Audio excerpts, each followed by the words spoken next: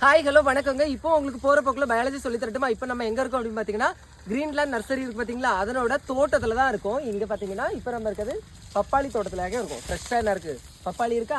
இதனோட botanical name வந்து கேரிங்கா papaya அப்படின்னு சொல்லுவாங்க. இன்னொரு ஸ்பெஷல் இருக்கு பாருங்க, இந்த மரத்தில் காய் இருக்கா. அப்புறம் பாருங்க, அங்கே இருக்கக்கூடிய எல்லா மரத்துலையும் காய் இருக்குது. இங்கே வா என்கிட்ட, இங்கே பாருங்க, இந்த மரத்தில் காயே இல்லை. சரியா? ஏன் காய் இல்லை?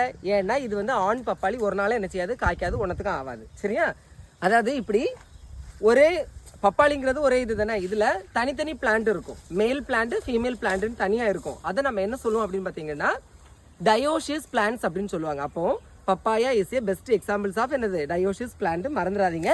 நம்ம அப்படியே என்ன பண்ணலாம்னா பப்பாளி கட் பண்ணி சாப்பிடலாமா பறிச்சது. அன்னைக்கு கொஞ்சம் தண்ணி ஊற்றுங்கண்ணே.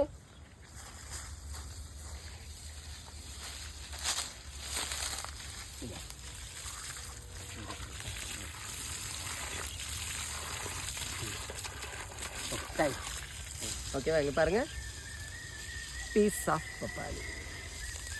வெயிலுக்கு இதமாக ஜம்முன்னு இருக்கும். செம்ம டேஸ்ட்டாக இருக்குது.